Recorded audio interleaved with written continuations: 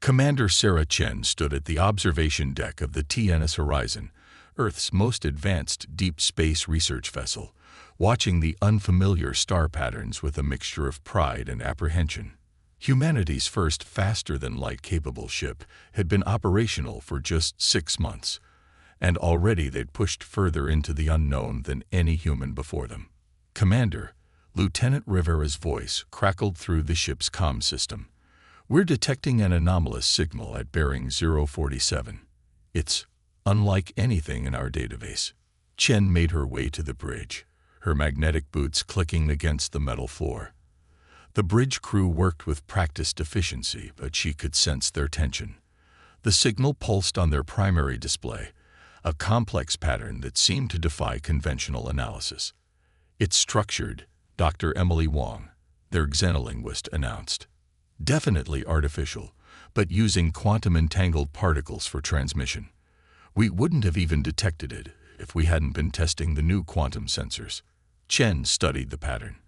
After 20 years in the Space Force, she learned to trust her instincts. "It's a distress signal," she declared. "Has to be. The pattern's too repetitive, too urgent." The bridge crew exchanged glances. Their mission parameters were clear: observe and report, no direct contact. But if there was a chance of saving lives, "Plot an intercept course," Chen ordered, "but keep our defensive systems primed. Better safe than sorry." The Horizon adjusted its trajectory, its experimental quantum drive humming with power. As they approached the signal's source, they discovered a graveyard of ships, massive vessels torn apart by weapons far beyond human understanding. Among the wreckage, a single ship remained intact, its hull gleaming with an iridescent material that seemed to absorb light. The vessel was easily 3 times the size of the Horizon, its design organic and flowing, unlike anything humanity had conceived. "We're being hailed," Rivera announced. "They're broadcasting on multiple quantum frequencies simultaneously." "Open a channel," Chen commanded. "Let's hope Dr. Wong's universal translator is as good as she claims." The main view screen flickered to life, revealing a being that seemed to be composed of crystalline structures and flowing energy. Its voice came through clear, but carried harmonics that made the air itself vibrate. "Unknown vessel," the being spoke, the translator working flawlessly. "I am Ambassador Zixtal of the Nexus Alliance. Your assistance is unexpected." The creature's form shifted, patterns of light flowing through its crystalline structure. "You are not of any species known to the Alliance." Chen stepped forward. "I am Commander Sarah Chen of the Earth vessel TNS Horizon. We detected your distress signal and came to help." The ambassador's form pulsed with what might have been surprise. "Earth, you have achieved quantum drive capability. The timing is troubling." Before Chen could respond, the ambassador's form flickered urgently. "More ships approaching. They aren't Alliance vessels." The excitement in the alien's voice was replaced by fear. "The Black Armada has returned." Space itself seemed to tear open as massive ships emerged from what appeared to be rifts in reality. Their hulls were darker than the void itself, seeming to absorb not just light but hope itself. The ships moved with impossible grace for their size, their formation perfect and inexorable. "Commander," the ambassador's voice was urgent now, "your species' emergence into galactic society comes at a crucial moment.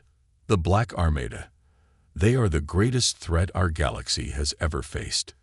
They appear every few millennia, destroying civilizations, consuming entire worlds. We thought we had centuries before their next arrival, but they're here now." Chen watched as the dark ships approached, their very presence seeming to distort space around them. "What do they want?" "Everything," Zixtal replied. "They are harvesters of civilization itself. They collect technologies, species, knowledge, absorbing them into their collective. Those who resist are eliminated.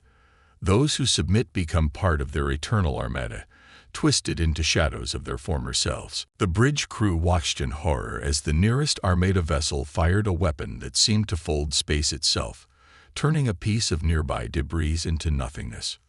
Your species is unknown to them, the ambassador continued.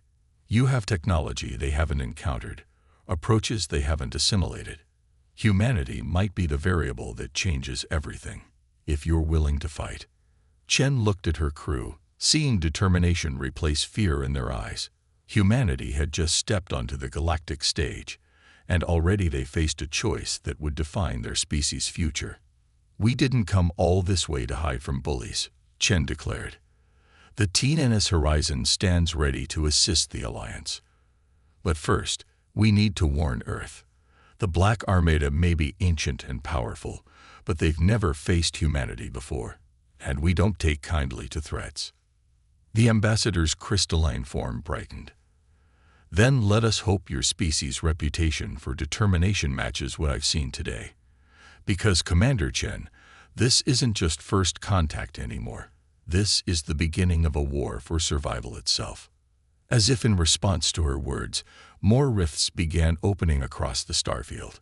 The Black Armada was marshaling its forces, and humanity's first steps into the galaxy had become a sprint toward either extinction or salvation.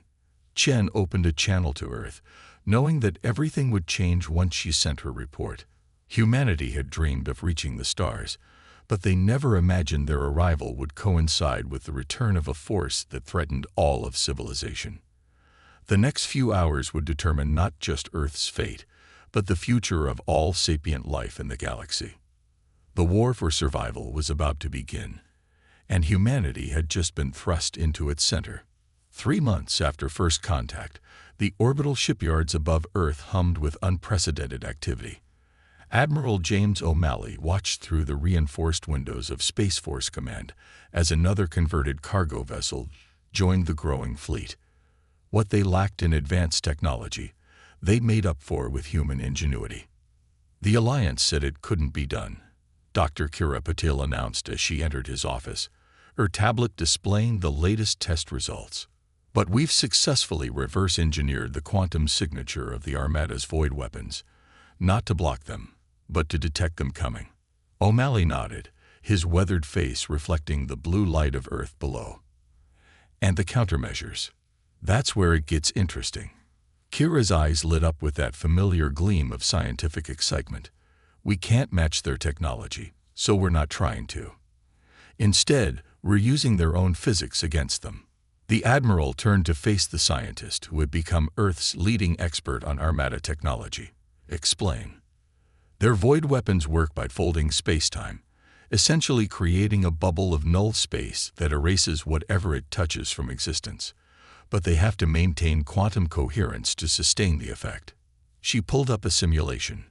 We've developed what we call quantum chaff, microscopic particles that, when dispersed, create localized quantum interference fields. Not enough to stop their weapons entirely, but enough to reduce their effective range by 60%, giving our ships a fighting chance to get close enough to hit back, O'Malley finished. Classic guerrilla tactics, just on a cosmic scale. The intercom chimed.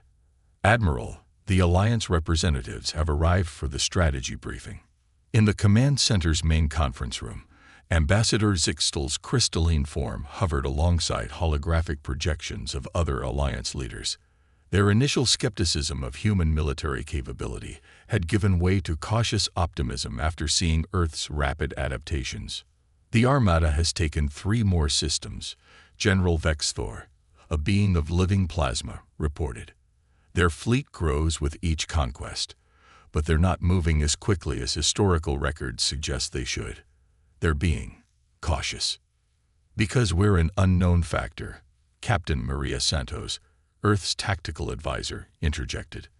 They can't assimilate what they don't understand, and humanity's approach to warfare doesn't follow their logical patterns. She gestured to a holographic display showing the latest engagement. Earth vessels, smaller and more maneuverable than Alliance ships, darted between Armada formations in seemingly chaotic patterns. We're using mining ships retrofitted with quantum chaff dispensers as screens for our actual warships. The Armada's tactical AI can't predict our movements because we're not fighting according to optimal patterns. We're fighting dirty, inefficient, commented strategist Clara, an AI consciousness representing the Alliance's computational worlds. But undeniably effective. The Armada has lost 12 vessels in the last month alone, more than in the previous 3 campaigns combined. O'Malley stepped forward. That's because you've been fighting them like they fight, trying to match their technology and tactics. Humanity has millennia of experience fighting against superior forces. We don't try to match strength with strength. We find weaknesses and exploit them. The display shifted to show Earth's latest innovation: converted asteroid mining platforms, now serving as mobile repair and rearmament bases. They used the very debris of space combat to fabricate more quantum chaff, turning the aftermath of battle into ammunition. But our greatest advantage, Dr. Patel added, is that we're not fighting alone anymore. We're combining human unconventional thinking with Alliance technology. Every victory teaches us more about their capabilities, and every defeat shows us new ways to counter them. Ambassador Zixtel's crystalline form pulsed with what the humans had learned to recognize as approval. The Armada has never faced an enemy that becomes stronger through adaptation rather than assimilation. They consume knowledge, but humanity learns. A priority alert flashed across all screens. Commander Chen's face appeared, her expression grim. Admiral, Ambassador, the Armada just deployed something new. They're not just consuming technology anymore. They're implementing variations of our own tactics against us. The tactical display showed Armada vessels using erratic movement patterns, mimicking human fleet formations. But there was something off about their maneuvers, something uncanny in their attempt to replicate human unpredictability. They're learning too, O'Malley muttered, but then he smiled. Good. The Alliance representatives showed their species' equivalent of confusion. You see this as positive? Clara asked. Of course, O'Malley replied. They're trying to copy our tactics without understanding the one thing that makes those tactics work: human intuition. They can mimic our movements, but they can't replicate our ability to think on our feet, to make split-second decisions based on gut feelings and experience. More importantly, Santos added, they're diverting resources to copy us instead of pressing their technological advantage. They're playing our game now, and that's a game we've been perfecting for thousands of years. The Admiral turned to the Alliance leadership. We've proved we can hurt them. Now it's time to show them we can beat them. But we'll need every ship, every resource, and every scrap of technology you can spare. It's time to stop fighting defensive actions and take the war to them. The Alliance representatives conferred briefly before Ambassador Zixtel spoke. The Alliance formally recognizes Earth as our military strategic command center. All Allied forces will be placed under joint Human-Alliance leadership. O'Malley nodded grimly. Then let's get to work. The Armada thinks they've seen humanity's full potential. They're about to learn just how wrong they are. As the meeting concluded, Dr. Patel caught up with the Admiral in the corridor. There's something else you should know, she said quietly. We've detected quantum signatures similar to the Armada's technology in some of Earth's oldest archaeological sites. They'd been here before, long ago. O'Malley's expression hardened. Then it's not just about survival anymore. It's about making sure they never threaten Earth again. He looked out at the growing fleet of hybrid Human-Alliance vessels. This time, humanity fights back. The discovery in the Peruvian mountains shook the archaeological world. Dr. Elena Rodriguez stood in the ancient chamber, her hand trembling as she traced the quantum-resonant markings on the wall. They were identical to the Black Armada's energy signatures. Carbon dating puts these ruins at over 50,000 years old, she reported into her recorder. But the technology, it's still active. Behind her, Commander Chen and Dr. Patel exchanged concerned looks. The chamber hummed with barely perceptible energy, its walls lined with the same light-absorbing material as Armada ships. This isn't just a historical site, Chen realized. It's a warning. The chamber's central pillar suddenly pulsed with dark energy, and a holographic message flickered to life. But not in any ancient human language. It was Alliance script, 50 millennia old. Dr. Wang's translator worked furiously to decode it. They come in cycles. They harvest. They adapt. But they cannot create. This is their weakness. This is how we survived. This is how you must survive. Before they could process this revelation, alarms blared through their comms. Above Earth's atmosphere, reality itself tore open as the largest Armada fleet yet emerged from quantum space. But this time, something was different. At the fleet's center was a vessel that dwarfed all others, the world ship. Its surface rippled like liquid darkness, displaying the accumulated technology of countless consumed civilizations. This wasn't just an attack. It was a demonstration of power. Admiral O'Malley's voice crackled through the global command network. All forces to battle stations. This is not a drill. Initiate Operation Prometheus. Humanity's combined fleet, Earth vessels alongside Alliance ships, moved into defensive formations, but the Armada didn't attack immediately. Instead, a transmission cut through all frequencies. The voice that spoke was a horrifying chorus of countless assimilated beings. We remember this world. We remember its potential. We left you to grow, to develop, to create. Now you are ready for harvest. Chen felt her blood run cold. They've been watching us. All this time. Your resistance is impressive, the chorus continued. Your adaptability, your creativity. They will serve the Armada well. Submit now, and your essence will join our greatness. Resist, and you will be eliminated entirely. O'Malley's response was immediate. Earth doesn't bow to threats. We never have. We never will.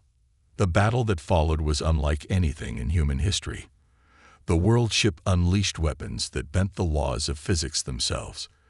Entire squadrons vanished into null space. The quantum... She never finished her sentence. The chamber's walls suddenly blazed with energy as the world ship above deployed its most devastating weapon yet. Reality itself began to warp around Earth's orbit. Admiral O'Malley's voice, calm despite everything, came through the global network. Fall back to secondary positions. Buy our scientists time. Whatever's in that chamber might be our last hope. As Earth's defenders regrouped, the ancient chamber's secrets began to unlock, revealing a possibility so audacious it bordered on insanity. The question was whether humanity could understand and implement it before the Armada's full might was brought to bear. The fate of Earth, perhaps of all free civilizations, would depend on the answer. The ancient chamber had become a nexus of frantic activity. Dr. Rodriguez and Dr. Patel worked alongside Alliance scientists, their minds racing to comprehend the quantum equations left behind by a long-dead civilization. Above them, Earth's combined fleet fought a desperate holding action against the world ship's onslaught. It's beautiful in its simplicity, Dr. Patel breathed, her eyes wide as understanding dawned. The Armada's greatest strength is their perfect technological integration, but that's also their critical vulnerability. Admiral O'Malley's hologram flickered in the chamber, his uniform scorched from a recent near-miss. Explain it to me in terms a soldier can understand, Doctor. Rodriguez stepped forward, pointing to the complex quantum diagrams swimming through the air. The Armada doesn't just use technology. They merge with it completely.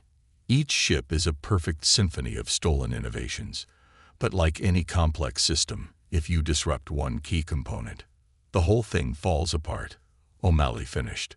But how do we disrupt something that powerful? With their own quantum resonance, Patel explained. Every piece of technology they've absorbed creates a unique frequency pattern. If we can generate an inverse wave pattern and broadcast it at precisely the right frequency. A massive explosion rocked the chamber. Commander Chen's voice cut through their comms. We just lost the outer defense line. The world ship is deploying some kind of quantum phase troops. They're walking through our shields like they don't exist. The Admiral's expression hardened. How long do you need? The calculations alone could take days, Rodriguez admitted. We need to map every frequency, create a perfect inverse pattern, and find a way to broadcast it across space itself. You have hours at most, O'Malley replied grimly. "The Armada is through our outer defenses. Earth's fate will be decided today." As if to emphasize his words, the chamber's sensors showed the true horror of what they faced. The world ship had begun deploying its ground forces, beings that were neither fully organic nor purely mechanical. They were the twisted remains of countless harvested species, transformed into soldiers for the Armada's endless conquest. "Wait," Dr. Wong interrupted, her eyes fixed on a particular sequence in the ancient data. "We've been thinking about this wrong. We don't need to calculate every frequency. Look at this pattern. It's recursive." The scientists clustered around her display. The quantum equations weren't separate formulas. They were variations of a single, elegant mathematical theme. "The ancients found the base frequency," Wong continued excitedly. "Everything else is just harmonics. We don't need to match every technology they've stolen.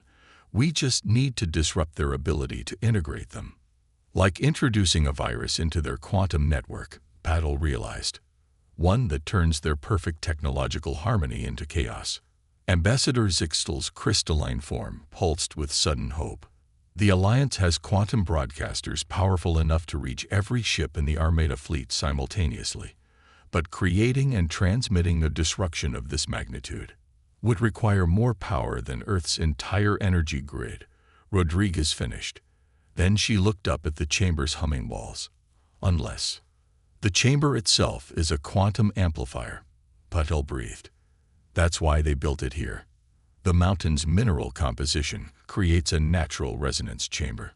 Another explosion, closer this time. Through the command network, they could hear the sounds of desperate combat as Earth's forces engaged the Armada's ground troops. "Admiral," Commander Chen's voice was strained but determined, "my teams will hold them back from the chamber. Whatever you're planning in there, do it fast." O'Malley turned to the scientists. "Can you do it?" "Yes," Rodriguez answered.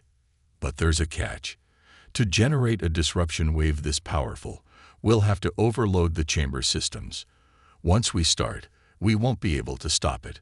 The entire mountain will likely collapse." "And anyone inside?" the Admiral asked quietly. The scientists exchanged looks. "Won't survive the feedback," Patel confirmed. "Then I'll stay and initiate the sequence," Rodriguez volunteered. "I can calibrate the wave pattern manually to match any last-minute changes in the Armada's quantum signature." "Not alone," Patel stepped forward. "You'll need someone to maintain the power flow." Before O'Malley could respond, the chamber's defenses registered multiple breaches. The Armada's phase troops had broken through. "Whatever you're going to do," Chen's voice crackled through static, "do it now. We can't hold them much longer." The Admiral looked at his scientists, seeing the determination in their eyes. This was humanity's moment, not just to survive, but to ensure the Armada could never threaten another civilization. "Begin the sequence," he ordered. "All other personnel, evacuate immediately. Commander Chen, get your people out of there." As evacuation orders echoed through the complex, Rodriguez and Paddle began the final calculations. The chamber's walls pulsed with increasing energy as they transformed the ancient facility into a weapon that would target the very foundation of the Armada's power. Outside, humanity's defenders fought with renewed desperation, buying time with their lives. The world ship loomed in the sky above, unaware that its greatest vulnerability was about to be exposed by the very species it had come to harvest. The final battle for Earth had reached its critical moment. But even as hope flickered to life, a new horror emerged, one that would test humanity's resolve to its absolute limit. Inside the ancient chamber, now thrumming with devastating power, Dr. Rodriguez and Dr. Patel worked with desperate precision. The quantum disruption wave was building, but the Armada had sensed the danger. The world ship's response was immediate and terrifying. "Energy spike detected," Patel shouted over the chamber's rising whine. "They're targeting the mountain with their primary weapon." Through the command network, Admiral O'Malley watched as the world ship's surface rippled, forming a massive quantum cannon that defied physical laws. "All remaining ships, concentrate fire on that weapon. Buy them time. The combined human alliance fleet threw everything they had at the world ship. Quantum chaff clouds blossomed across space, while modified mining ships turned their gravity manipulators to full power, trying to disrupt the weapon's targeting. But the Armada had evolved beyond such defenses. The world ship's weapon fired, and reality itself seemed to scream. The beam struck the mountain's shield, the last line of defense maintained by Commander Chen's remaining ground forces. Shield at 20% and falling, Chen reported, her voice steady despite everything. We need 5 more minutes to reach full power for the disruption wave. You have 2, at most, O'Malley replied grimly. Then he made a decision that would be remembered for generations. All ships, prepare for Operation Avalon. Ambassador Zixtal's crystalline form pulsed with alarm. Admiral, that protocol was deemed too dangerous even to test. Now it's our only option, O'Malley responded. He opened a channel to all Earth and Alliance vessels. All ships, synchronize quantum drives. Prepare for simultaneous jump on my mark. In the chamber, Rodriguez looked up from her calculations. They're going to create a quantum shockwave, she realized. If enough ships jump to FTL simultaneously in a confined space, the space-time distortion could buy us the time we need, Patel finished. But the ships won't survive, O'Malley confirmed. But neither will most of the Armada's outer fleet. Command of all Earth forces will transfer to Commander Chen once we jump. Good luck, humanity. Before anyone could object, O'Malley gave the order. Hundreds of ships, their quantum drives screaming in protest, made a synchronized FTL jump within Earth's orbit. The resulting shockwave turned space itself into a weapon. Most of the Armada's support fleet vanished, torn apart by fundamental forces they couldn't assimilate fast enough. The world ship survived, but its quantum cannon lost coherence. In the precious minutes bought with the lives of thousands, Rodriguez and Patel completed their work. Quantum disruption wave at full power, Rodriguez announced, her hands dancing across controls that were never meant to channel such energy. But there's a problem. The targeting system is damaged. Someone has to manually maintain the beam's focus. Patel looked at her colleague, understanding passing between them. Then we both stay. One to maintain power, one to keep it on target. Through the chamber sensors, they watched as the world ship recovered, its surface flowing like liquid metal as it adapted to the quantum shockwave's aftermath. But in doing so, it revealed something extraordinary. Look at the pattern, Rodriguez exclaimed. Every adaptation, every change. They all follow the same base frequency. The ancients were right. No matter how much they evolve, they can't escape their fundamental nature. Commander Chen's voice cut through their revelation. Mountain shields failing. You need to trigger it now. The 2 scientists shared one final look, then began the sequence. The chamber's walls blazed with power as 50,000 years of waiting came to an end. The quantum disruption wave burst forth, expanding at light speed toward the Armada. The world ship's response was instantaneous and unexpected. Instead of trying to escape, it began to change again. But this time, the transformation was different. The ship's surface became transparent, revealing the true horror within. By all that's holy, Ambassador Zixtal whispered. Inside the world ship was a swirling mass of consciousness, the preserved minds of every species the Armada had ever harvested, bound together in eternal slavery. We see you now. The chorus of enslaved minds spoke through all frequencies. We remember what it was to be free. We remember. We remember. The disruption wave struck. For a moment, nothing seemed to happen. Then the world ship's perfect integration began to break down.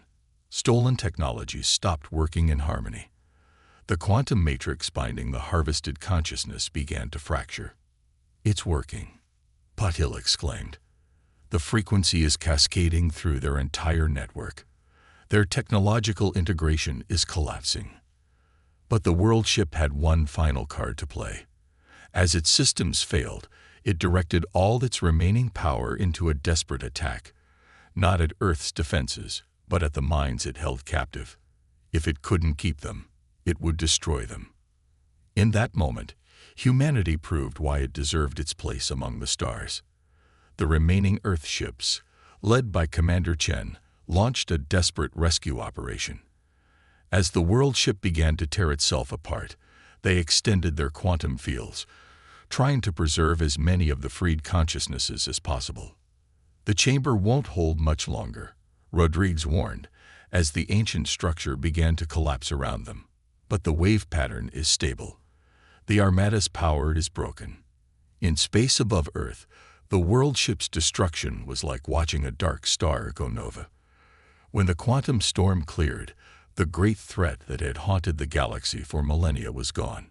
But the victory came at a terrible price. The mountain housing the ancient chamber collapsed, taking its brave defenders with it. Hundreds of Earth's ships were lost, along with countless Alliance vessels. But they had achieved something unprecedented.